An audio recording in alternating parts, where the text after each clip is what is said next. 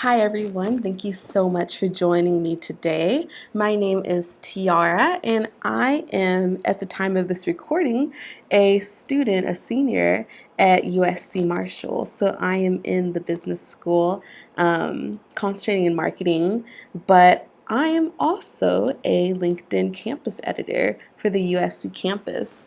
So what that means is that throughout this semester, I've been doing a bunch of workshops just to get people more involved on the platform and to try to get you guys writing more content. And so a big part of what I've been doing is these workshops. And I just wanted to make sure that since I got such positive feedback about them, that I made them available to anyone who also wasn't able to make it in person. So for this workshop, it is going to be getting started on LinkedIn. So I'm going to basically show you guys how to optimize your profile and then some tools that LinkedIn has that you might not have known about. So let's get started. So you guys probably know LinkedIn as a platform where you can network with other people. This is very true, but it's also a bunch of other things as well. So there is a blogging component to it. They have their own blog, and you can write long prose posts on there. You can also use it to look for jobs, which is really useful, and it gives you a lot of insights into your competition to those jobs. You can find mentors on there. This is pretty new, but you can use it. You can find career mentors. You can use it to build your skills. So they have online classes and courses you can take. You can put your recommendations from professors or from any employers that you had. You can put that on there. And then they also give you snippets of news updates, the biggest news that's going on. If you don't already have a LinkedIn profile, let me tell you guys how to do that. So go to linkedin.com and then you're going to go click to create a new profile. This should already pop up if you aren't already logged in. And you can nowadays just log in with Facebook and make an account that way. And then your Facebook contacts, if they also have LinkedIn, will be able to show up in your My Network section of your profile. But if not, you can also just enter your email, make an account, pretty basic. And so the My Network, it's right on the home page. You can go to the upper right hand corner of the home page, click on My Network, and this is going to show you everybody in your network that you're not connected with, whether you have a first, second, or third degree connection. And what I mean by first, second, and third is first connections are those that you're already connected with. So actually they won't show up here, but you'll have second degree connections. So if you know somebody who knows that person, they'll show up here in the My Network. Or a third degree connection is if you know somebody who knows somebody and they know that person. So you can find people who you maybe know but haven't gotten connected with yet, and then send them a connect request. And I'll get a little bit more into how you can send those connection requests so you don't come off creepy a little bit later on. And then once you have your basic profile set up, you'll want to make sure you customize your URL. If you don't do this, your URL, which shows up right after the n slash, will show up as your name and then a whole bunch of random letters and numbers. So you definitely don't want that, because people who are kind of seasoned on LinkedIn, if they see that, then they know that you're kind of new to the platform, new to the website, and that you just haven't found out about this feature. So definitely change it. It just makes it look a little more professional. So you can do this by actually clicking on your profile picture, or if you don't have a profile picture, just show like the little invisible gray person. So click on your profile, go to the upper right hand corner, and then click on Edit Public Profile and URL. Once you're there, click on the little pencil right here, and then you can enter in whatever you want to go into your custom URL. I put my first and last name, which is pretty standard.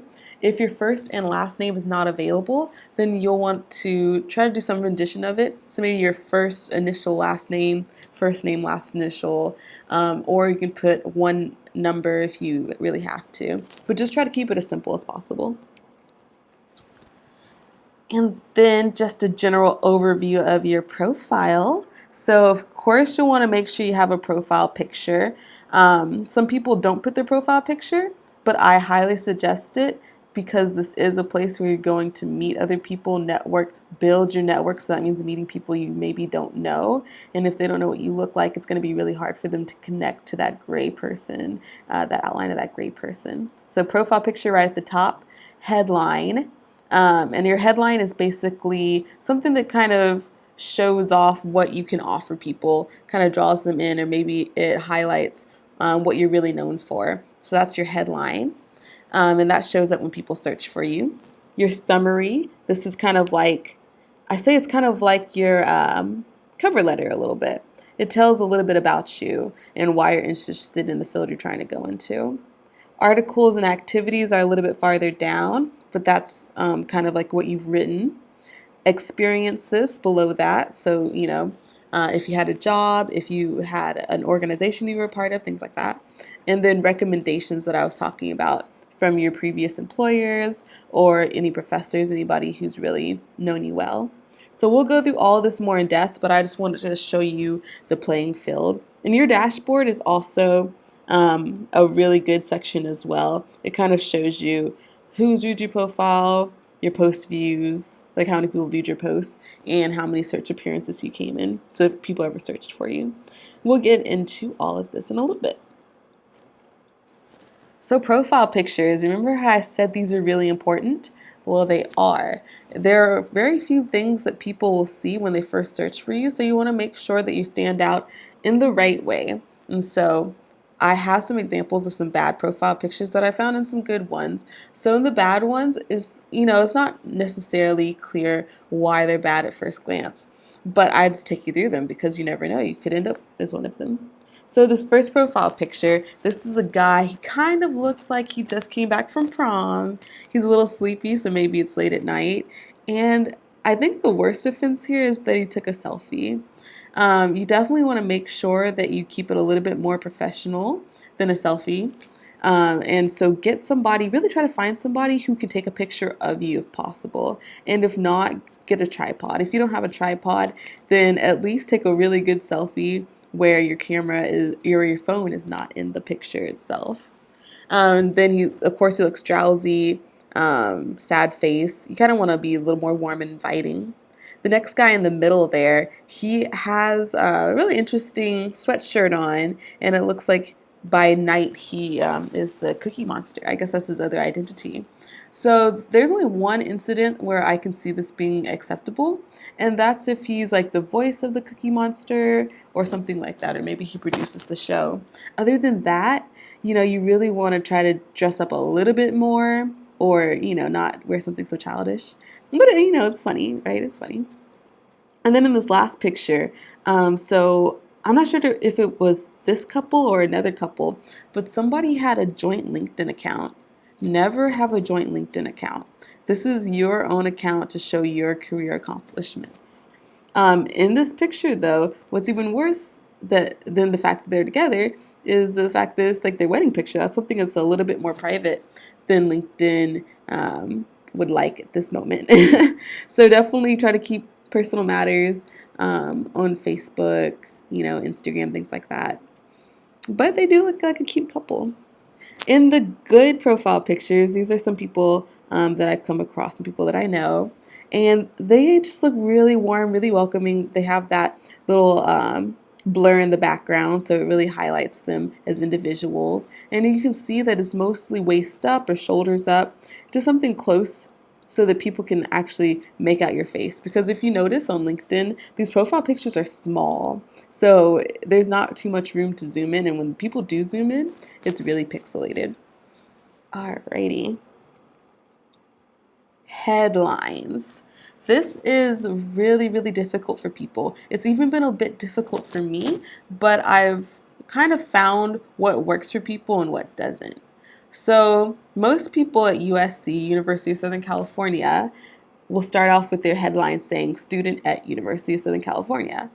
Well, all right, I'm going to understand that from just looking at your profile.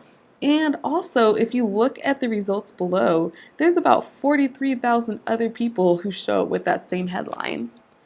The thing about headlines is that it's a great way to distinguish yourself from the rest of the LinkedIn population. Imagine this is a platform that has over 500 million people. So how are you going to stand out if everybody else has the same headline as you?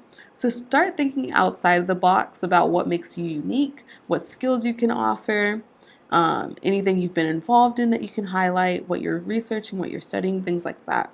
And I actually have some examples that I found who did this really well. Real people who wrote these, by the way. So I'll just read them out to you. First one says Canada's top 20 under 20 and Young Entrepreneur of the Year, UN Youth Ambassador, TEDx speaker, venture capitalist. Second one, 5-time startup founder, over 16 million combined on Instagram, $1 million e-commerce sales in a day, LinkedIn lover. Last one, helping you find and close more sales leads, top 50 UK SaaS sales leader, biz dev at Lead Feeder, and then growth consultant. So as you can see, these people, they're young like us, they're students, and they actually have done so much and they're really accomplished. Now, I'm not expecting everybody to have done, anything close to this. And if you have, that's great. But there are unique aspects of our college education that you can definitely highlight. So if you started an organization, you can list that. If you grew a company's revenue by any amount, you can list that. If you specialize in a certain industry or field, you can list that. So it's definitely things that you can be doing that you might not realize. So I always urge people to ask these 3 questions when you're thinking about your headline. 1, what are you known for? 2, what can you offer? And 3, how can you show credibility? So if you crack those 3 questions, then you are on your way to a great headline. This is one format. There's also another format where it's usually like a one-liner that's kind of snarky, kind of interesting and unique. That also works really well. A lot of LinkedIn employees actually use the one-liner. So I'm sorry I don't have any examples of this, but you can definitely go out and look for that. So then moving on to the summary. What makes for a good summary? Well, definitely you want to make sure that it's attention grabbing. If you notice, you only have about 2 lines of text that people see before they have to expand with the See More button. So you want to make sure that right off the bat, you are grabbing people's attention. Then if you can incorporate a personal story in there, an anecdote, that's great as well. Kind of helps the reader connect with you. If you show passion, that's great, especially if employers are coming in. They see immediately that that's something that you're interested in. So passion for your career, passion for your education, passion. Your key involvements, organizations you've been a part of, companies that you've worked at, volunteering that you've done. And then especially when you're thinking about that, you don't want to list everything here, but just pick out maybe like 2 or 3 examples that you can find, and then specific achievements that you've had there. So if you can put any numbers in here that right off the bat make you sound amazing, that would be great. On the flip side of that, add a little element of humor. These are humans that are looking at your profile. They want to be drawn in, and they love the same kind of things that you do. So humor is a good aspect. And then usually somewhere at the bottom, people will simply curate a list of their keywords and specialties. In this example, they're called knowledge domains, software/technology. So these are just some hard skills that you can easily list out, or even soft skills I've seen before, that you can just easily list out so that if anyone's ever searching for you, then these keywords here, they kind of make you show up higher on their list of results. So if anyone searches for those keywords, then maybe you'll show up a little bit higher on their list. If you notice, there's also a skills section further down in your profile. Some of these will probably be duplicated there, and that's completely fine. You just want to make sure that people can find you as easily as possible, given whatever constraints they're looking for. So you don't have to have all of these in a summary, but it's great to have some of them. In this particular example, here is how this guy showed some of these traits. So as far as passion, I'm sorry, it's a little bit off over there, but as far as passion, he says, my life purpose is to strengthen the bonds people share through empathetic and compassionate action. And then we even see, as a design thinker, my skills and process revolve around people. Honestly, you can tell that they love what they do and they don't do it selfishly. Specific achievements. Master's candidate at UT Austin, UX designer at the School of Information, leading marketing advertising agency in Austin, Texas, UX intern at Google. You know, you can definitely see what they've been involved in. And then keywords / specialties down here, just listed at the bottom. So activities and followers, this shows up below your summary. And this is a great place to kind of have a history of the things that you've interacted with, the content that you've interacted with. So whether you've created your own content, on the left, you can see an article that I wrote, or on the right, if you've interacted with other people's posts.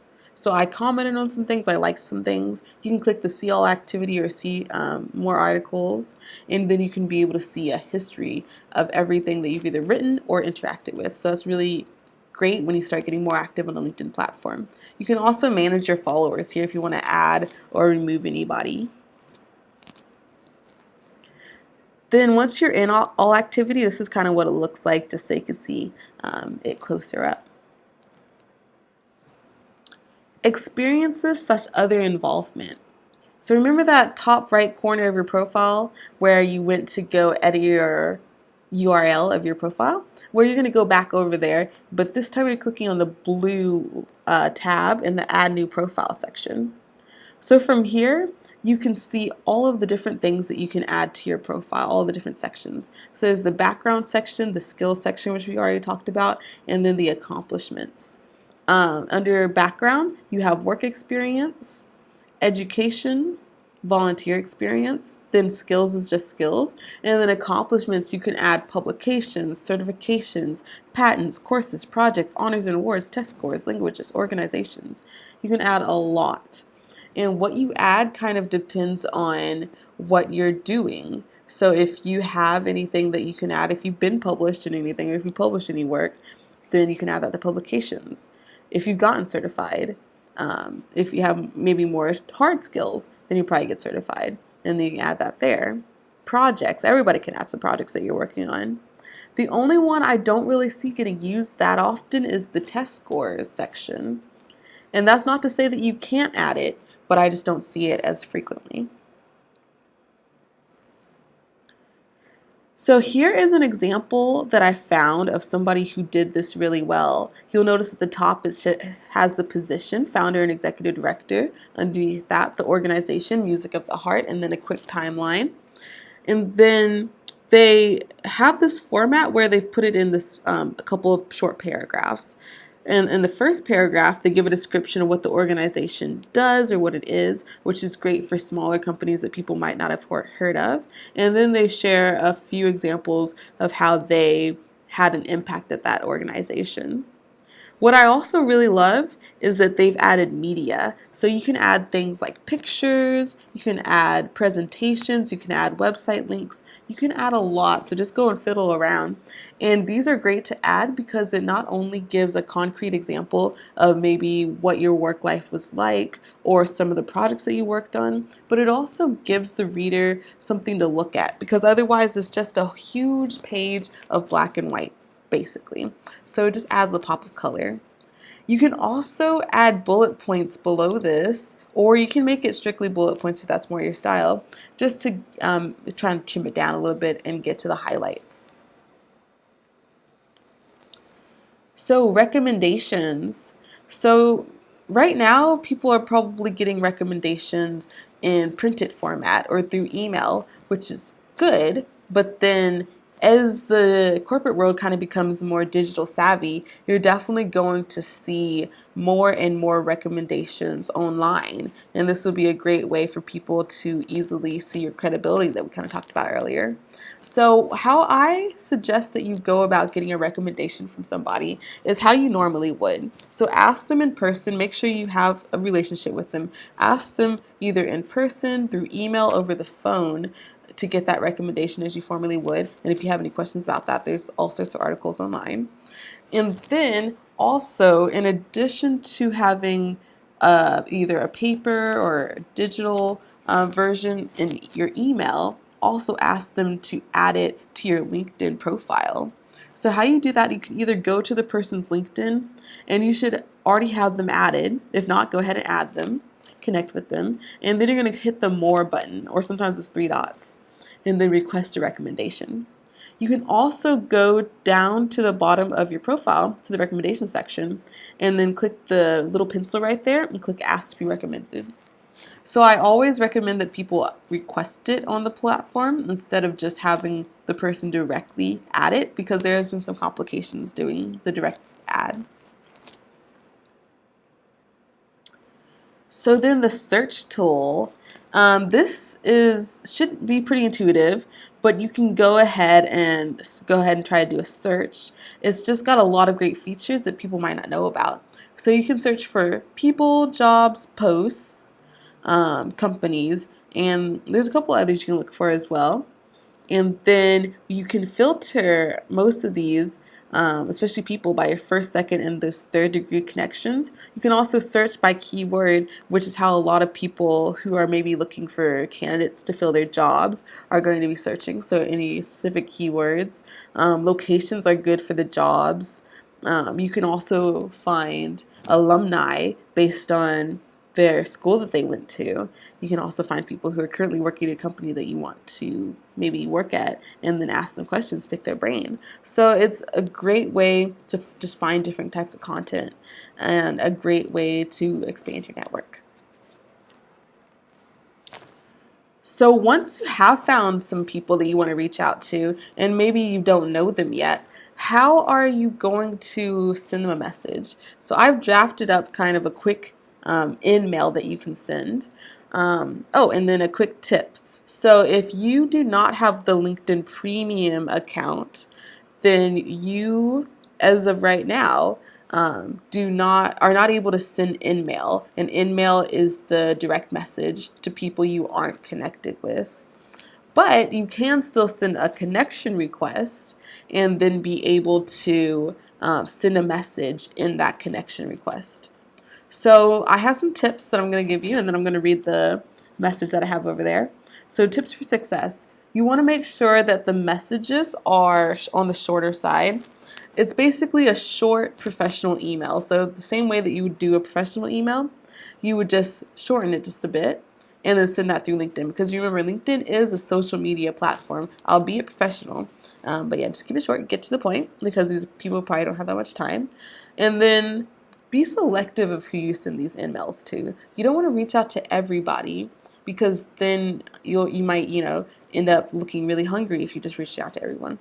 But just be selective and make sure that the people you reach out to actually will bring some value to you. Like I said, free accounts don't get the in-mail credits, and then premium accounts actually still get a limited amount of in-mail credits. So this is to ensure that you don't go crazy and just send everybody a message. So as far as what your message will actually look like, I've just drafted up one really quick. So it's, hi, Mr. / Miss, last name. My name is Tiara, and I'm a current senior at USC. I came across your profile from the official USC Alumni Association group. I'm very interested in the industry, blank industry, and noticed you have a lot of experience in this area. Would you have time to talk to me about your time at X company doing Y role, and any insight you can give me about the field at large? I'm able to meet for coffee, talk on the phone, chat over email at your availability. And then these at the end are just different things that you can do with them. Some people, if they're close to you, you might be able to meet them in person. Usually it'll probably be over the phone, just because people are a bit limited for time. And then end it with a sincerely, best regards, something like that, with the end of your name. So starting it off with your school is great. If this is an alumni from your school, you can already build that rapport. And if it's not, it's still just a good way to kind of build that credibility, like I was saying. Now what you guys have probably been waiting for if you don't have a job yet. How do you actually get a job on LinkedIn? I've kind of provided you guys some tips, But there are some even greater things you can do to really make sure that people know that you're looking for a job without explicitly saying you're looking for a job, which is key. And then some other tools that you can use. So I'll get into that right now. First of all, remember that dashboard I showed you that was right below the summary? Well, go there right now. And under the career interests, it says let recruiters know you're open. If it says off, go ahead and click that if you want to be found by recruiters. Because recruiters have a specific LinkedIn recruiter account, so they're given some extra insights on people. So if you have this turned on, then you can go ahead and let recruiters know where you want to work, what type of industry you want to go into, and that you're looking for a job at all. So definitely make sure that's turned on. And then remember when I said you could look for mentors? Well, you can go into the career advice hub right below and you can connect with other LinkedIn users who are willing to take the time out of their lives to just guide you and give you a little bit of help. This is still a new feature as of now in early 2018. So they're trying to get more people on it, but I haven't actually used it yet, so I can't speak much to it as of right now. Then, as a LinkedIn campus editor, of course, I'm big on writing content, but not just because it's great to share your knowledge, if you have any, with your peers, but it's also a great way to kind of get some visibility into new networks that you haven't tapped into yet. So there are certain things you can do. You can do blog posts, which are long prose. You can do status updates, which are short. They even have a new feature now where you can do videos, and so they're really promoting that. And videos have been big, and people have done those really creatively. You can comment on things, you can like things, but the most important thing is to just get out there and be seen. So I created the hashtag USC LinkedIn, and then LinkedIn actually uses hashtag student voices. So if you have that on your post, use hashtag student voices, and then that'll help them find posts that they could potentially highlight and give you a little bit of extra exposure and a boost. So below, I actually have a example of a long prose post that this guy did. He's a little bit older than us, or us college students, but as you can see, he did this long post. He got over 7,000 likes, over 200 comments, over 1,300 shares. And you can just imagine the kind of reach he got from this post. So make sure that when you're writing, you just add value and you post consistently, and you will definitely see these returns as well. LinkedIn Learning, these are the courses that you can take online if you want to build up your skills. And what's unique about this is that LinkedIn, I believe it's every month, they send out a workforce report, and it shows you what jobs are popping up where, what skills are lacking in certain regions of the US. And then, once you figure out what skills are lacking, they actually have links, direct links where you can go and find the courses that you can learn those skills and be competitive in that job market. So I think this is super useful and super cool. And so I just want to make sure that these courses are accessible to as many people as possible. So LinkedIn Learning, there's that. And then there's also lynda.com, which LinkedIn actually owns. So if you've heard of lynda.com, that's really cool. And USC students should have. With LinkedIn Learning, it's actually free through LinkedIn Premium. And then with lynda.com, it's free through USC. So stay with me for a minute, but if you have a LinkedIn Premium account, then you're good to go. But if you don't, if you have a free account, but you're a USC student, and they also partner with some other schools as well, but if you're a USC student, you can find those same courses on the lynda.com website. So if you ever find a LinkedIn Learning course and you're like, oh, I really want to do this, well, guess what? As long as you are an active USC student, you can log on to lynda.com, and you should essentially be able to search for the same title of that course and find it on lynda.com as well. Why they haven't condensed the two, I'm not sure yet, but it's great for us USC students. So one particular course I would love for you all to look at is Learning LinkedIn Recruiter with Oliver Shington. Okay. And basically, remember how I told you there's a specific recruiter account for recruiters on LinkedIn? Well, this is it. And if you can kind of learn how that profile works and learn the tools that they have access to, then you can help yourself stand out and make sure that you show up on as many recruiters' profiles as possible. Smart stuff. So I've been talking to you guys a lot about this whole LinkedIn Premium thing. It's like, is it even worth it? Because, okay, it does start at $29.99 a month and it goes up from there. I believe they honestly need a student version of it so it's more affordable. But until that happens, let me give you some reasons why LinkedIn Premium might be worth it if you can afford it. So you can actually reach out directly to recruiters on some jobs that you find, if you find a job. If you see below in the bottom left corner, this is their job platform, the job section of the website. You can search for your jobs and you can break those jobs down, as I was telling you, by location, by company, by industry. You can break it down by a lot of filters. And then once you find the job that you want, sometimes it'll show the recruiter at the top and you'll be able to send them an email. You'll also end up on the top of the recruiter's list of job applicants. So anybody who applies on a LinkedIn job posting, if they don't have premium, they'll show up below all the premium candidates. And then the most useful part of it, I believe, is that you can figure out what your competition is and what salary expectations are like for that job. Although I think for salary, you can actually do that as a regular user as well now, I've just discovered. So if you guys go to Google and search for LinkedIn salary, like I think just LinkedIn salary, then you'll be able to see what salary you should make for a given job in a given location. So go check that out if you ever have time. But you can definitely see stats in your competition that you can't as a regular member. So you can see things like what type of degrees do the other candidates have, as you can see in the bottom right hand corner. You can see if they're senior level, entry level, you can see where they're applying from, things like that. And then that's some really good insights. And then all around the website, they also have other premium features, but you would just have to kind of search around.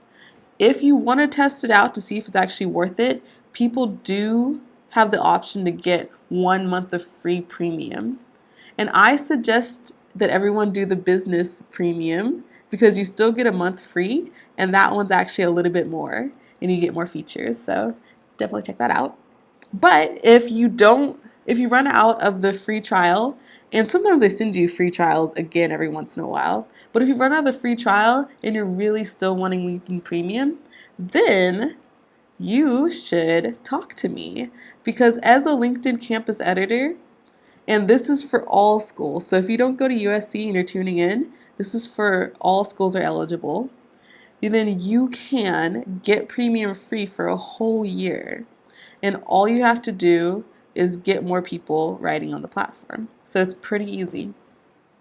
Actually, since this is a webinar, yes, I will tell you more. So the application should open up in the fall, maybe around October, but definitely check before that. But just search for a LinkedIn campus editor and then learn more about the program because it's really been a unique opportunity that I'm glad I got to have. So this is me. This is the person who's been talking, if you don't know what I look like. I was the LinkedIn campus editor, but the year's coming to a close, and I'm about to graduate, so someone needs to replace me at USC, first of all. If anybody wants to join the newsletter, I have about a bi-weekly newsletter that I send out, and you can just send an email to usccampuseditors@gmail.com if you want to get in on that. The year is about to end, and I'm going to stop as soon as I graduate in May. but you can probably get a good 1 or 2 more emails in and see what I've been doing with that. And basically with the newsletter, I'll send you tips and updates to the platform, and I'll send you people you can connect with. It's kind of really cool. You just get to be a part of a community. So definitely connect with me on LinkedIn. I love connecting with people, of course, and reach out to me if you have any further questions or anything that you're curious about, or just anything you want to know, even career-wise. This has been fantastic. Definitely ask questions, and yeah, thanks for tuning in.